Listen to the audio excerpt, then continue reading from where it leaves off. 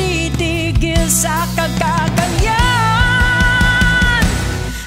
Basta para sa'kin, kung susubukan mo ang Diyos, di kanya bibiguin, di kanya iisnapin. Bukas ang kanyang palad na naghihintay lamang sa'yong paglapit, sa pagpupumilit, sa pagsabi mo.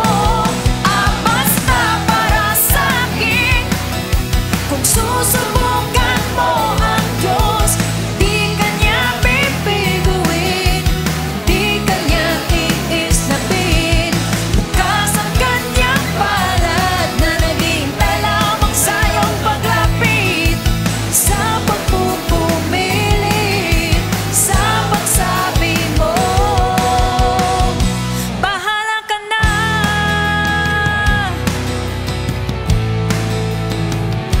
bahala ka na.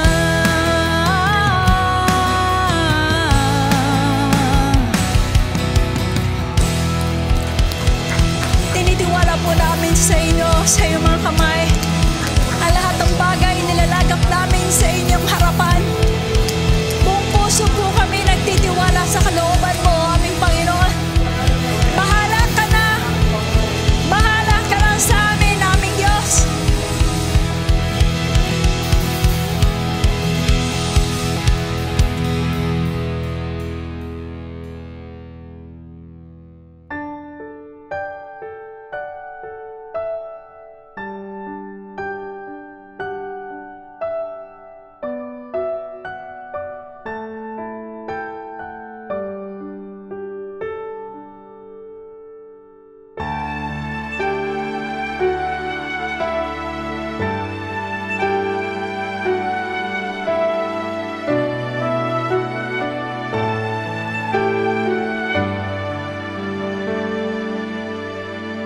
Narito, Panginoon, ang aking puso, nais na umawit at magpuri, kusang dinudula ng aking isipan, nanggagaling sa puso, patungo sa aking tinig. Purihin ka, Panginoon, dakilain ang iyong pangalan. Itataas kita, ihahayag ang walang hanggang kabutihan.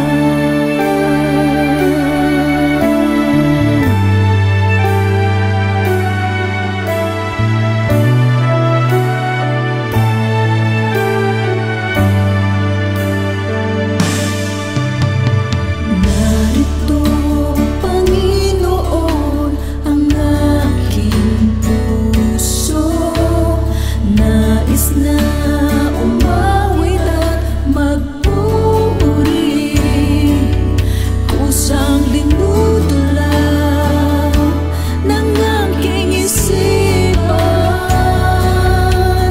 nagagaling sa puso, patungo sa aking tinig. Purihin ka,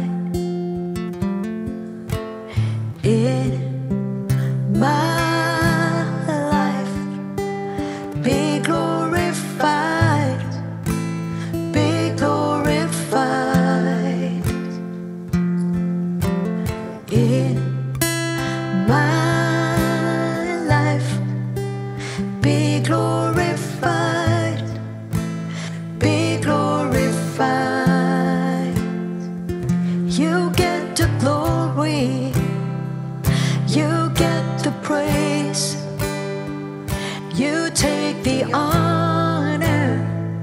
I just want to say thank you.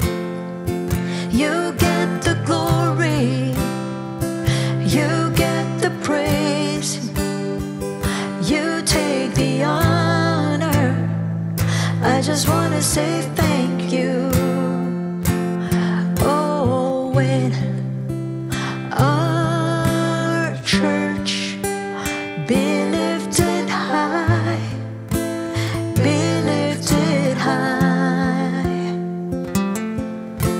and then our church be lifted high, be lifted high. For the last time in my life, in my life, be glorified, be glorified. In my life, be glorified, be glorified.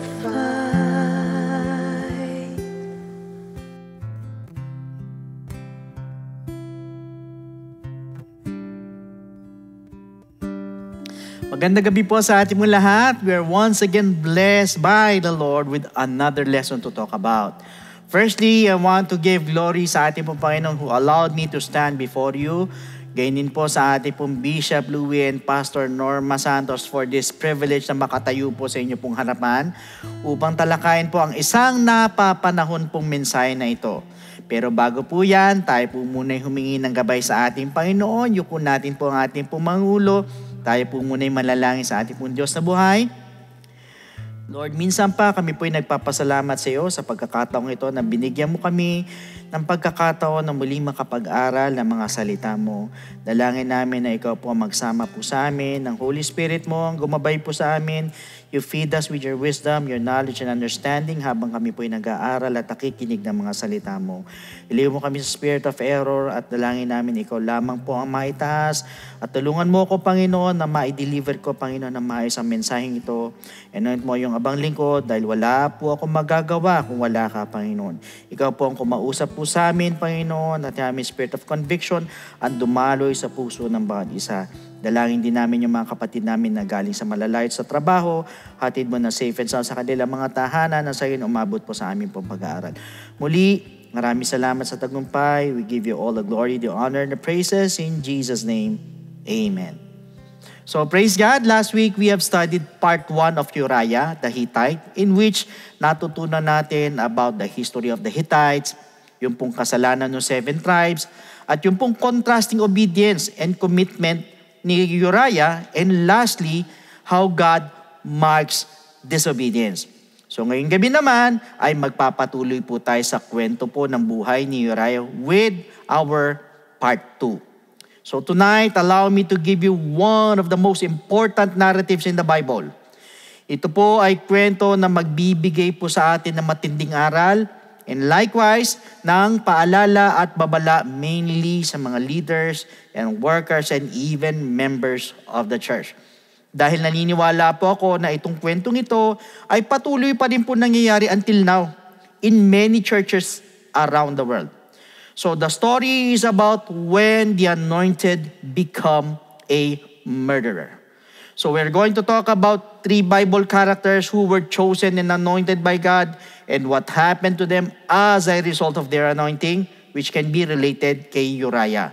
But first, what does the Bible mean by anointing? Ano po ba ibig sabihin ng anointing? I just want you to know na ang bawat anointing in the scriptures ay inadya po para maging instrumento ng divine authority. Ang maging anointed po ay hindi lamang po maging empowered, but to be set apart as a steward of God's holy calling. So yung pong oil upon the head symbolize more than honor. Higit pa po sa honor yan. But it carried responsibility. Hindi lang po yan. Ang anointing po in the scriptures is never accidental. It is God's deliberate act of setting someone apart for His purpose. So it makes divine choice not for self-glory, but for service. Take note, for protection and for blessing. Pero may isa pong bagay na pinaaalala po sa atin for those who are anointed by God. It is the tragedy of history. Mapa-earthly at mapa-heavenly man, that anointing does not always guarantee faithfulness. Hindi po garantiya ang anointing para sa katapatan. Yung po mga inanoint ay pwede po palang bantayan yung po sagradong pagtitiwala o abusuhin po ito o makorap sa iba't ibang dahilan. That is why tonight, pag-aralan po natin itong tatlong anointed Bible characters na ito. Isa-isahin po natin sila and compare what happened to these three anointed characters in the Bible. So first is Lucifer, the anointed cherub in Ezekiel chapter 28 verse 14. You were the anointed cherub who covers. I established you. You were on the holy mountain of God. You walked back and forth in the midst of fiery stones. So dito po si Ezekiel po describes Lucifer bilang anointed cherub who covers. Ito pong angelic being na ito na minsang tumayo sa pinakamataas po na lugar ng pribilehiyo was commissioned para bantayan po ang pinakatrono po ng Diyos. Ngunit instead na bantayan, ano po ang ginawa niya? Ay pinilit niya po itong angkinin. Instead na protektahan niya po ang iba from harm, he sought glory for himself. Siya na dapat ay maging heaven's covering, ay naging heaven's corrupter.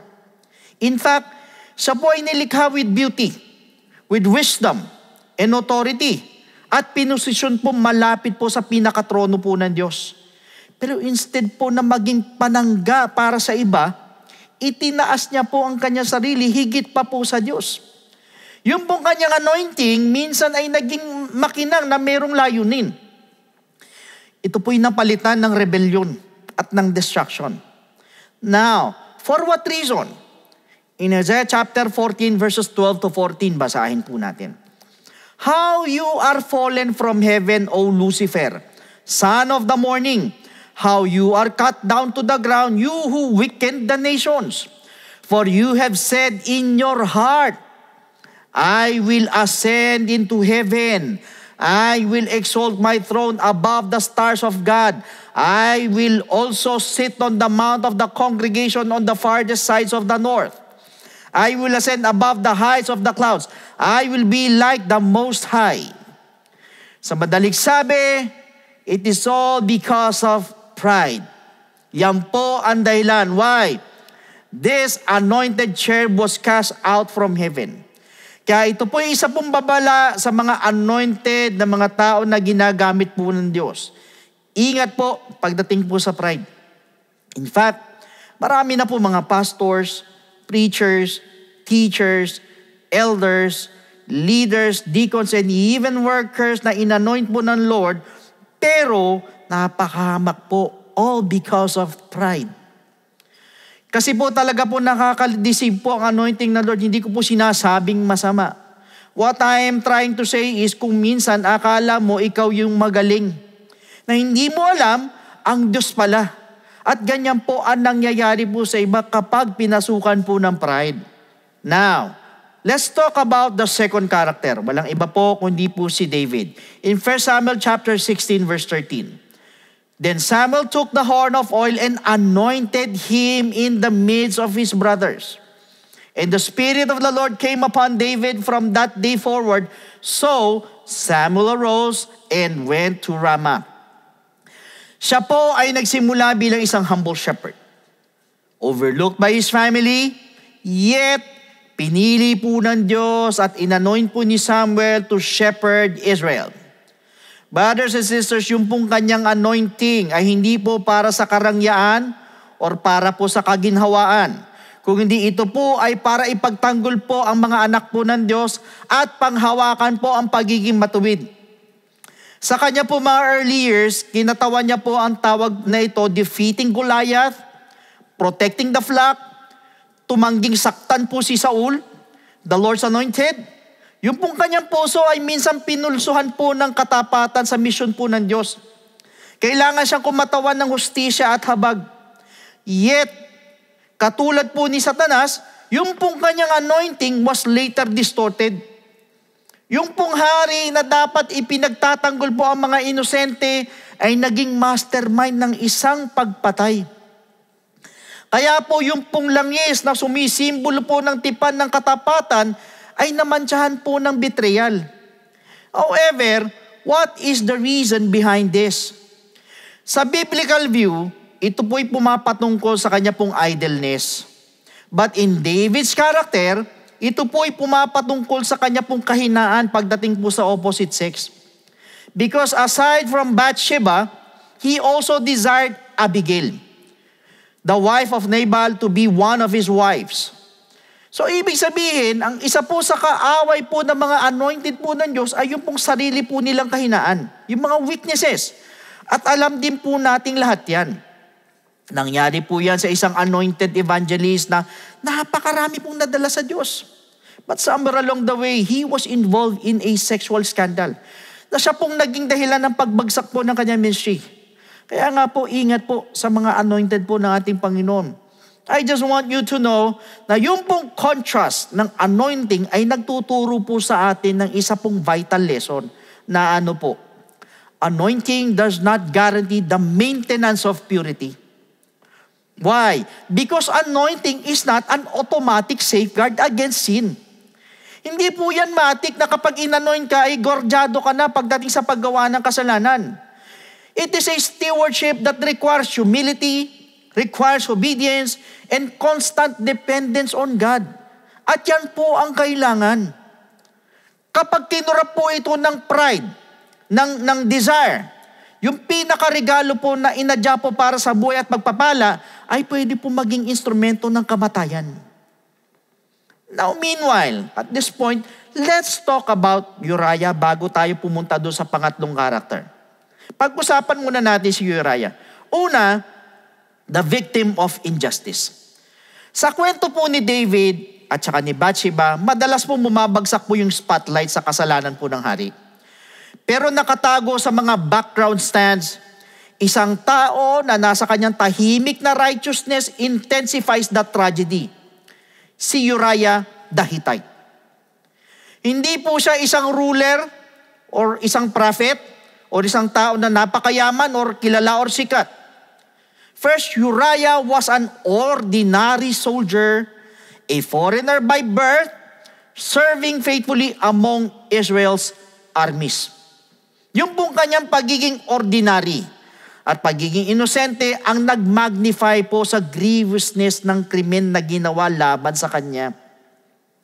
Pangalawa, si Uriah po was helpless before the command of the king. Bakit ko po sinabi?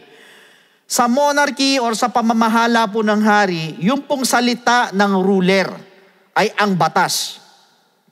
At wala pong sundalo ang siyang pwedeng sumalungat, pwedeng tumanggi, or hindi po sumunod po dito sa batas po na ito without inviting death.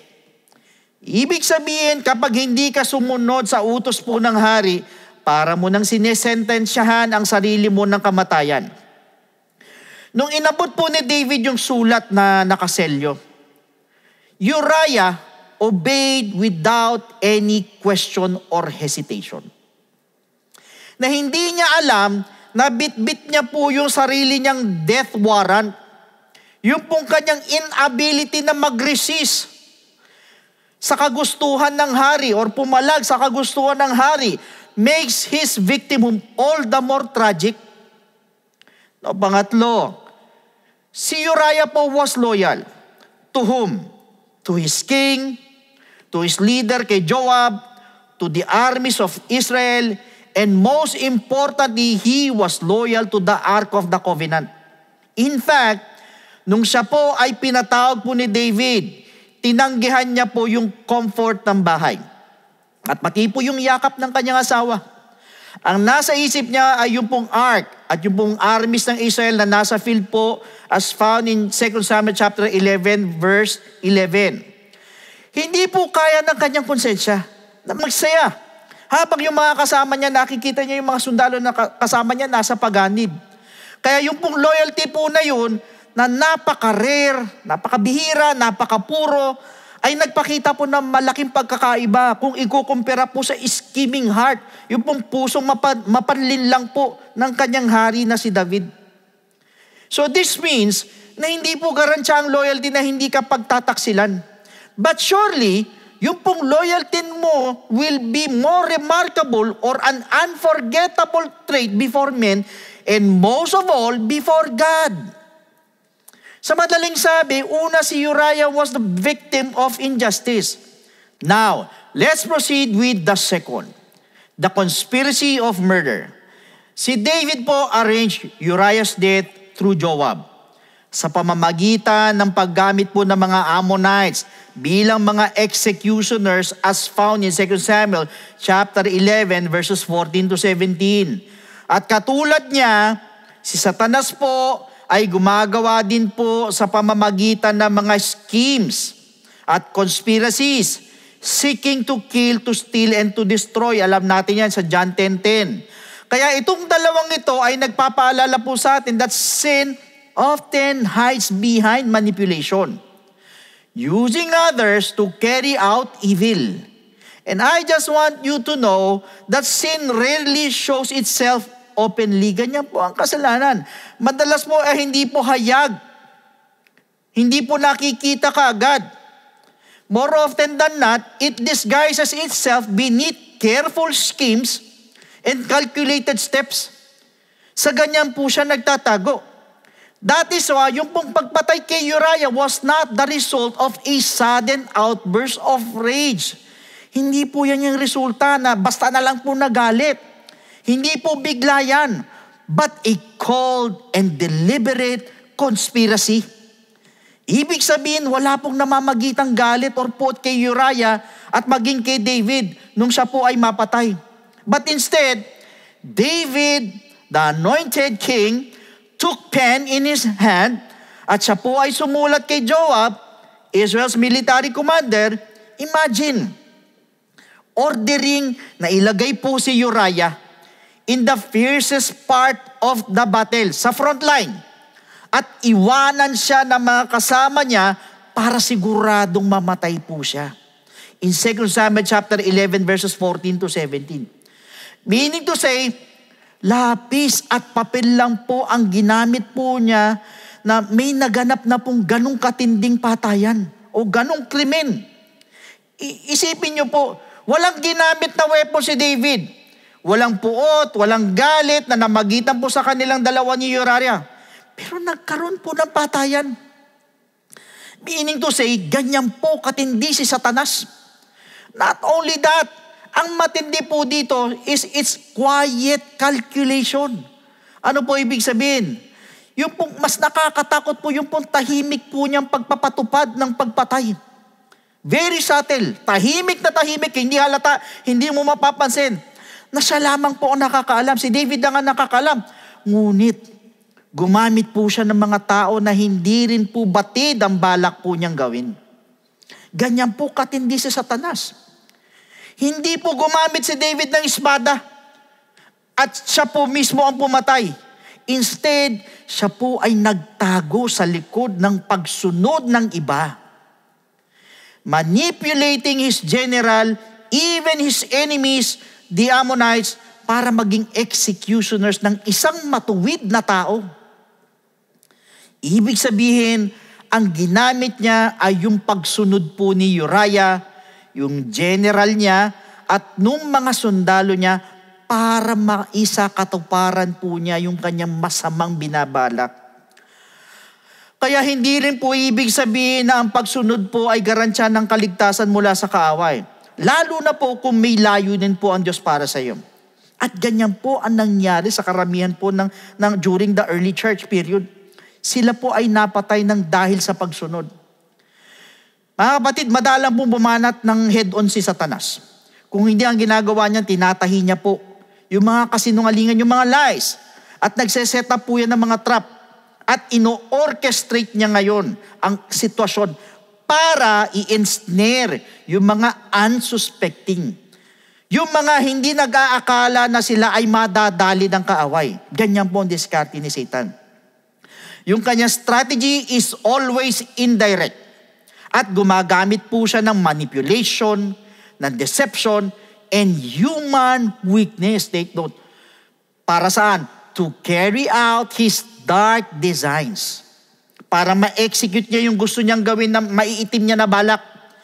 Katulad kung paano po ni David inorchestrate yung pagpatay niya kay Uriah sa pag-aakalang hindi po nabahiran ng dugo yung kanyang kamay. Si Satanas naman, lures or tinutukso po ang iba nito becoming agents of destruction. Madalas po hindi po nila namamalayan na ginagamit na po sila ni Satanas upang makapinsala ng buhay ng ibang tao. So kung mapupuna po ninyo, both David's plot and Satan's schemes ay nagpapaalala po sa atin that sin thrives in secrecy. Madalas po, ganyan po ang kasalanan. Gumagamit po ito ng ibang tools. Tinatago ang kanyang tunay na hangarin sa ilalim ng takip ng authority, ng opportunity, at gayon din po ng necessity. Kaya yung pong conspiracy of murder ay nagsisilbi pong isang babala na ang kasalanan po ay hindi po kailangan open violence para maging deadly. Ang kailangan lang po nito, alam nyo kung ano? Yung pong willing accomplices. Ito po yung mga pumapayag na maging kasabwat. At ang mabigat po, kapag ang leaders po manipulate others to carry out evil, the guilt does not lessen. It multiplies. Hindi po ito nababawasan, kundi mas lalo pa po itong nadadagdagan. Kung ano po yung nakakonsil sa mundo ay hayag po sa harap po ng Diyos. Na siya pong nakakakita ng bawat nakatagong sulat, ng bawat nakatagong sikreto or scheme, at bawat conspiracy po ng puso. Moreover, punta po tayo sa pangatlo. The grievousness of sin or yung pong kabigatan. Gaano kabigat po ba? What made it grievous? Mga kapatid, hindi po lahat ng kasalanan carry the same way. Ang ibang mga transgressions ay sumusugat po ng mas malalim dahil sa posisyon, sa pagtitiwala, at sa responsibilidad at kanilang pong commission na na-violate nila. Yung pong kasalanan ni David laban kay Uriah ay hindi lang po basta adultery na sinundan po ng murder. Ito po ay isang grievous act compounded by layers of betrayal and abuse. First, it was the abuse of anointing. Ito po ang isa sa dahilan kung bakit itong kasalanan ni David was considered grievous.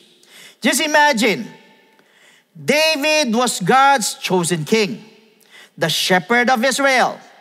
Yung mong kanyang anointing ay inadya po to protect the weak, to uphold justice, and reflect God's heart to the people. But instead, na ito po yung mangyari, ito po yung gawin niya, tinwist niya po yung sagradong pagtitiwala na ito at ginawa niya pong isang sandata.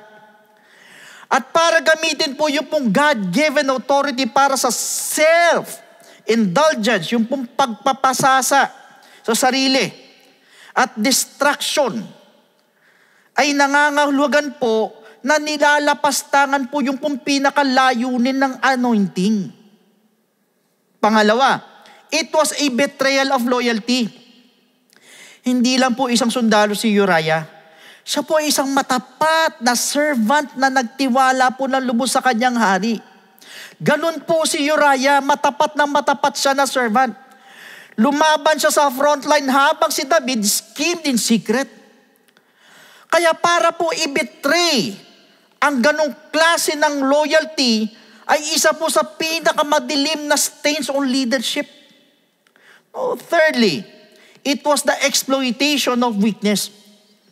Si Uriah po had no voice, no wealth, wala din pong impluensya para ipagtanggol po ang kanyang sarili.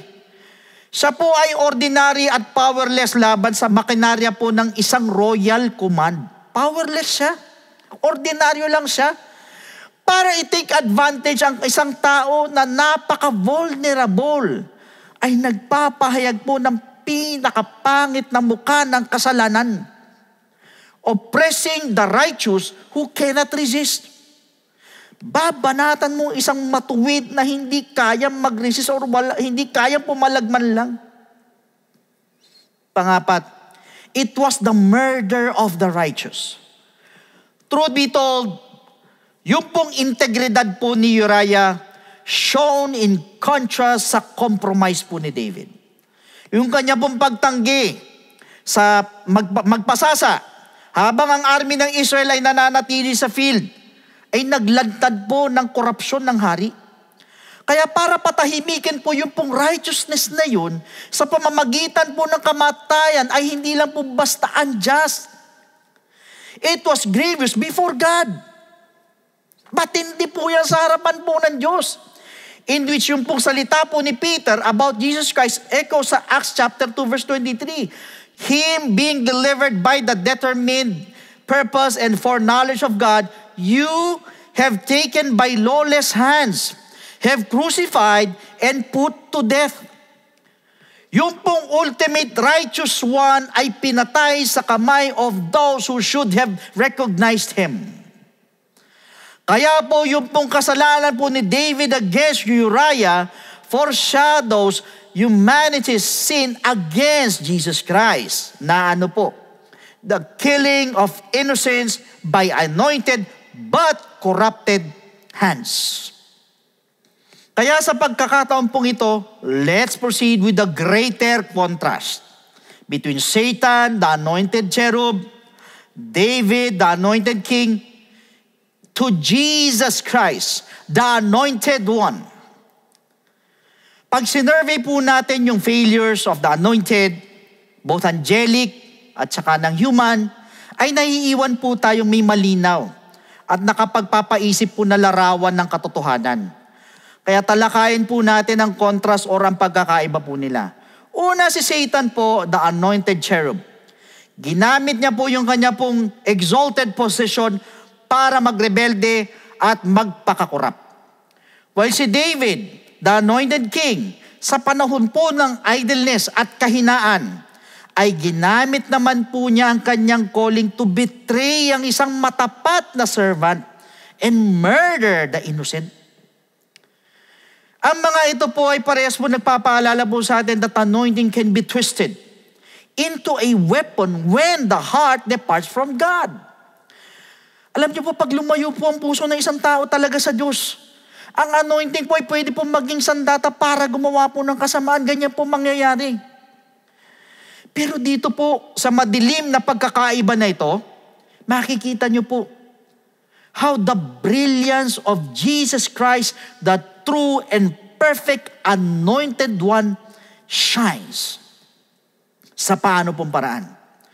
Doon po sa synagogue in Nazareth, si Jesus Christ po ay bumasa po mula po sa Isaiah. Ang sabi po roon, the Spirit of the Lord is upon me because He had anointed me to preach the gospel to the poor. Also in Luke chapter 4 verse 18. So ibig sabihin, His anointing was not for destruction, but it was for deliverance. Yan po ang malaking pagkakaiba sa anointing ni Satanas at sa nangyari po sa anointing ni David. Tignan ngayon po natin yung contrast. First, where Satan's hands schemed to kill, and David's hand wrote the death warrant para kay Uriah, but Jesus stretched forth His hands to heal, to bless, and ultimately to be nailed to the cross for sinners. Yung pong mga kamay po ni Satanas ay nagbalak pumatay. At ang kamay po ni David ay sumulat po ng hatol ng kamatayan ni Uriah. Ngunit yung mga kamay po ni Jesus Christ ay inunat po upang magpagaling, upang magpala, at sa huli po ay ipako po sa krus alang-alang sa mga makasalanan. Ganyan po kalaki ang pagkakaiba po nila.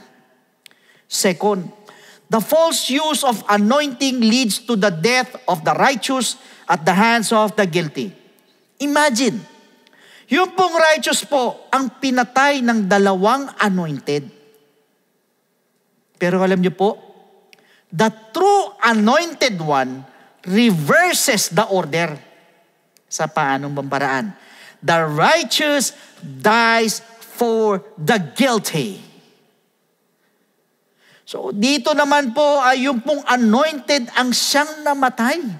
Kaya po sa John chapter 10 verse 11, I am the good shepherd. The good shepherd gives his life for the sheep. Ibig sabihin, baliktad po ang nangyari. Si Satanas po at si David po na gumawa po ng masama ay buhay. Pero si Jesus Christ po na anointed na hindi po gumawa ng masama ang siyang nag-alay ng buhay. Why? Because ang anointing po ni Jesus Christ was never abused. It was never misdirected. It was never tainted by selfishness. Yung pong bawat miracle, yung pong bawat salita, yung pong bawat gawa niya ng compassion was an outflow of His Spirit anointing. At nung dumating po yung panahon para siya po ay patayin, hindi niya po ginamit yung kanyang kapangyarihan para i-preserve yung sarili niya. Kung tutusin, pwede niyang gamitin pero hindi niya po ginawa ito. But to redeem us. Meaning, the anointed became the sacrifice. Yung pong shepherd became the lamb. And this is the greater contrast. Why? Because where others failed, Jesus Christ triumphed. Where others betrayed, Jesus Christ fulfilled. And because He is the faithful anointed one, guilty sinners na katulad po nating lahat can find life. Mga kapatid, yung pong pagkamatay po ni Uriah ay isa pong reminder that even the anointed can fall grievously if they misuse their calling. Pwede po mangyari po ito. Kaya po pinag-iingat po tayo ng Diyos. Ang mga leaders po are accountable before God to protect, not to prey on sa mga helpless. Sa makatuwid, naway natuto po tayong lahat from David's failure, Satan's rebellion, and most of all, Jesus Christ's faithfulness. Alam niyo po, yung pong pagkamatay ni Uriah the Hittite, ay hindi lang po basta isang tragic na episode sa kasaysayan po ng Israel. Kundi ito po isa pong babala na isinulat po sa dugo. So pinapakita po nito kung gaano po kalalim ang maaaring pagbagsak even ng mga anointed kapag nagamit po nila sa mali ang kanilang tawag. Hindi po common man si David sa Israel. He was God's chosen king. Pinagkatiwalaan po ng isang responsibilidad para mag-shepherd at para ipagtanggol ang kanyang tao. Yet doon po sa season ng compromise, pinalitan niya po ang kanyang authority para maging isang weapon. At ang mabigat, the innocent paid the price. Kaya po yung pong mabigat na katotohanan, anointing is not immunity. Hindi po ibig sabihin na anointed ka, hindi ka na maaari magkasala. Nor does it guarantee faithfulness. At kung si Satanas, na isa pong anointed cherub ay nagrebelde po sa langit. At si David na tinatawag na anointed king could betray on earth.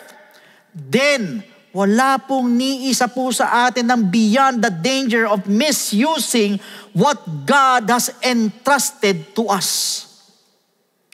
Tandaan po natin ang spiritual privilege ay hindi po panangga laban sa temptation. They are weights of responsibility na nagde-demand po yan ng humility, vigilance, and most of all, obedience po sa Diyos. Ang mga inanoint po ng Lord are accountable sa harapan po ng Diyos to protect, not to prey on the helpless.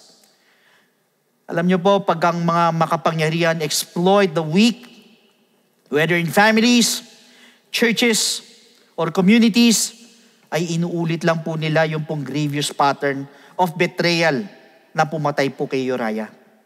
Nakatulad po na nangyayari po sa panahon po natin ngayon, gaano po karami ang mamamayan ang naghihirap at naaapektuhan ng katiwalian ng dahil po sa pagsasamantala po ng iba o ng ilang na nakaposisyon. Pero ngayon, unti-unti na po lumalabas ang katotohanan. That is why, make no mistake.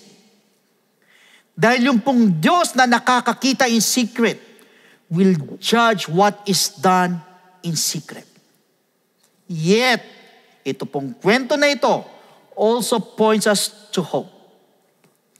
Kung saan naman si Satan's failed at kung saan bumagsak si David, Jesus Christ remained faithful. The true anointed one never exploited the weak. He never betrayed the loyal. He never shed innocent blood for his own gain. Instead, he laid down his own life to save the guilty. That is why matuto po tayo from Satan's rebellion. Kung ano po ang dapat i-reject mula po sa failure ni David, kung ano po ang dapat iwasan at katakutan. At mula po sa katapatan po ni Jesus Christ, kung ano po ang dapat sundin. Why? Dahil doon lamang po sa Kanya, can the anointed remain true to their calling. In other words, pag ang anointed po abuse their calling, sila po'y nagiging murderers of the righteous. Pero, kapag yung pong true anointed one came, He gave His life, hindi para kunin po yung land, but to save it. That is why the question is this: which path will you follow? Kailan po makakasagot yan? However, sa pagkakataon pong ito, minsan pa po tayong magpasalamat sa ating pong Diyos, sa paalala po niya, sa ating pong lahat, hindi lang po sa mga anointed ng Panginoon. Naniniwala po ako that we are leaders in our own way. Kasi kung minsan hindi po natin alam na nakakapang-argabyado po tayo ng ibang tao na hindi po natin namamalayan. Pero ngayong gabi po, pinaalalahanan po tayo ng Diyos na maging maingat po tayo, maging mapagbantay sa ating po mga sarili at nasa posisyon man or hindi, siguraduhin po natin na maayos po ang mga puso po natin sa harapan po ng Diyos.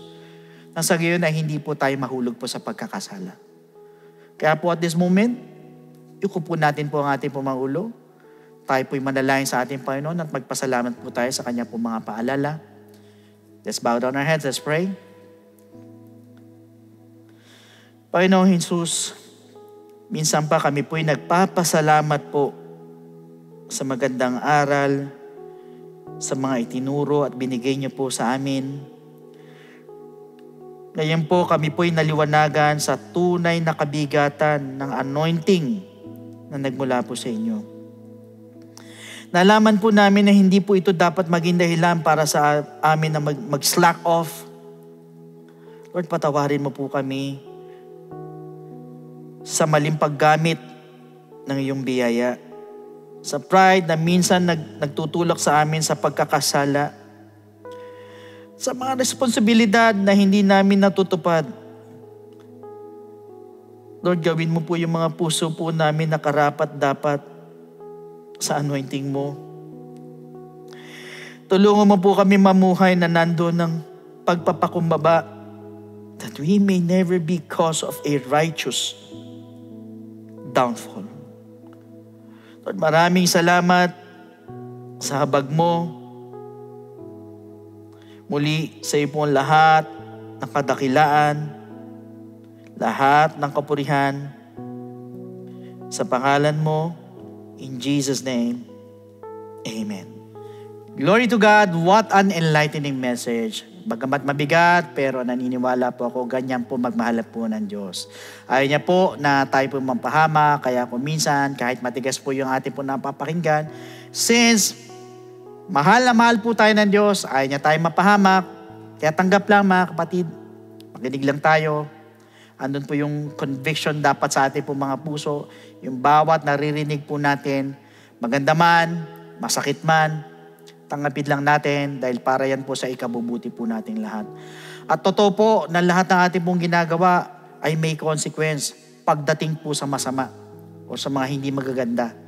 Pero alam niyo po, salamat po sa Lord. Dahil ibinigay niya po sa atin ang kanyang buhay para iligtas po tayo. Yun po ang ginawa niya. At ang pinakamagandang regalo po nito ay ang kaligtasan. Kaya para sa ating po mga first-time viewers, this gift of salvation is available for all. Para sa akin, para sa inyo. Kaya wag po ninyong palampasin ang pagkakataon pong ito. But accept this gift today. Believe and obey the gospel of salvation. At alam niyo po, makikita niyo po ang pinakamagandang pagbabago sa inyong buhay. Pag sinabi po natin salvation in Ephesians chapter 2 verse 8, for by grace you have been saved through faith. Malinaw po nang sinabi ng talata, we are saved by grace through faith. Kaya lang po the question is, saan po tayo mananampalataya at maniniwala? It is found in 1 Corinthians chapter 15 verses 1 to 4. Moreover, brethren, I declare to you the gospel which I preached to you, which also you received and in which you stand, by which also you are saved, if you hold fast that word which I preached to you, unless you believed in vain. For I delivered to you first of all that which I also received, that Christ died for our sins according to the Scriptures, and that He was buried, and that He rose again the third day according to the Scriptures. Sa madalit sabi, we need to believe in the gospel of Jesus Christ. Yung pong death of Christ, yung burial of Jesus Christ, at yung pong resurrection of Jesus Christ. Yan pong tatlong yan ay kailangan sampalatayanan po natin at paniwalaan. Kaya lang po ang tanong is believing enough. Pag tayo nanampalataya, tayo naniniwala sa death, burial, and resurrection, ay wala na po tayong gagawin. Hihinto or tutulok na po tayo doon. Alam niyo po, ang sabi po sa 1 Peter chapter 4 verse 17, for the time has come for judgment to begin at the house of God. And if it begins with us first, what will be the end of those who do not obey the gospel of God? Ano daw ang katatapusan? Ano daw ang dulo doon sa hindi sumunod sa gospel ng ating Panginoon? So sa madalit sabi, the gospel of Christ must be obeyed. Pag tayo nanampalataya, tayo naniwala, kailangan lakipan po natin ng pagsunod. Hindi po tayo matatapos sa believing, hindi tayo matatapos sa pananampalataya, kundi kailangan sundin po natin ang gospel. Ito po'y sinusunod, hindi po tayo hihinto lang sa paniniwala. Kaya lang po, another question is this, how will you obey? It is found in the book of Acts chapter 2 verse 38. Then Peter said to them, repent, and let every one of you be baptized in the name of Jesus Christ. Ulitin ko, be baptized in the name of Jesus Christ. Magpabautismo sa pangalan ng ating Panginoong Jesucristo for the remission of sins. And you shall receive the gift of the Holy Spirit. First is repentance. Tayo po'y magsisisi po ng ating pong mga kasalanan. We're going to ask for forgiveness at naniniwala ko. Kahit pakiramdam mo, ang dami mong kasalanan, mabibigat ang nagawa mo, patong-patong, matitinding kasalanan sa harapan ng Panginoon. But, for as long as andun po yung genuine repentance sa ating pong mga puso. Yan po ang tinitignan ng ating Panginoon. Hindi po yung tindi ng kasalanan natin, kundi yung taos-puso na pagsisisi. Believe me, my friend. The Lord is willing and able to forgive your sins. Patatawarin at patatawarin ka ng ating Diyos na buhay. At dyan din po papasok yung pong death to sin. So yan po yung unang step, we need to repent. Second, we need to be baptized in the name of Jesus Christ. So tayo naman po ibabautismo sa tubig, ilulubog naman po tayo sa tubig in the name of Jesus Christ po yan. So kung una, siya po ay namatay, tayo naman po ay magsisisi para bagang pinapatay po natin ang ating po mga kasalanan, kasabay naman po ng pagkamatay kay Kristo. Pangalawa naman, siya naman po ay inilibing, tayo naman po ay ililibing naman po natin ang ating po mga kasalanan, kasabay naman po ng paglilibing kay Kristo. At ang sabi po sa Romans chapter 6 verse 4, therefore, we were buried with Him through baptism into death, that just as Christ was raised from the dead by the glory of the Father, even so we also should walk in newness of life. Sa madalit sabi, we need to be baptized in the name of Jesus Christ. Why? Because that water is a type of the blood of the Lamb that takes away the sins of the world. Hindi po ito paghuhugas ng dumi ng katawan, kundi ito po'y pag-aalis po ng ating po mga kasalanan. So ayan po yung pangalawang step, we need to be baptized in the name of Jesus Christ. Now, the third step is we need to receive the gift of the Holy Spirit. Siya naman po'y nabuhay na magmuli sa ikatlong araw. Tayo naman po'y tatanggap po ng kaloob ng Espiritu Santo at dyan naman po papasok ang ating transformation, yung ating pong regeneration. Sa madalit sabi, tayo mababago na po na matatagpuan po sa Romans 8:11, kaya hindi po sa Titus chapter 3 verse 5. In fact, once we receive the gift of the Holy Spirit, we're also receiving power. Power saan? Sa lahat po ng mga first-time viewers. Aminin nyo man hindi, Lahat tayo may kahinaan, even I myself, I have my own weakness. Kung minsan, pinipilit yung magbago, 1-2 buwan, sa mga susunod na panahon, bumabalik ka sa dati. Bakit? Sarili lang po natin. But you know what? Once you receive the gift of the Holy Spirit, yan po yung sinasabi nating power. Power to overcome all our weaknesses. At yan din po yung magpapaalala po sa atin para makasunod po sa kalooban po ng ating Panginoon, para maiiwas po tayo sa pagkakasala.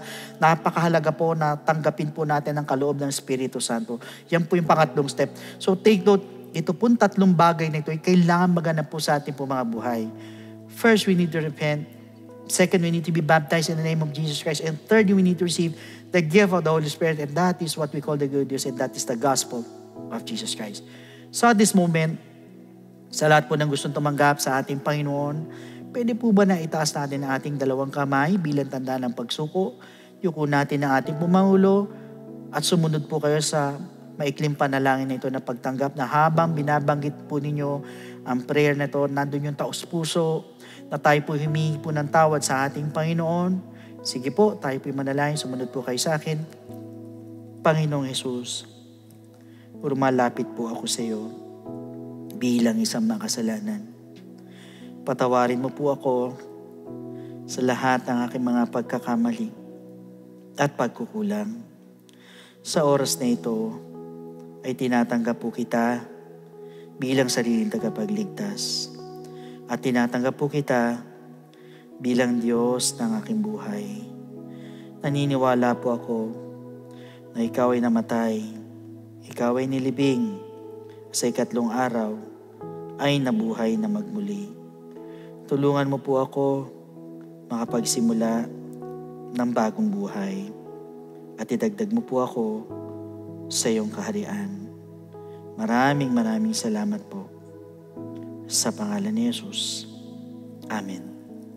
Praise the Lord. Yan po yung first step. Para sa second step, sa lahat po na may interested po magpabaptize, andyan po yung ating po mga telephone numbers. Tawag lang po kayo para makapag-schedule po tayo ng water baptism or otherwise, andyan ang FB page po natin. Iwan lang kayo ng mensahe para masagot po namin to give your further instructions. So mga kapatid, dito po nagtatapos ang ating pagtalakay kay Uriah. Next time po, join us as we learn from the life of Tamar the Canaanite. Tiyak na meron pong powerful na lessons po tayong madadala mula po sa kanyang kwento. So God bless every one of you and to God be all the glory.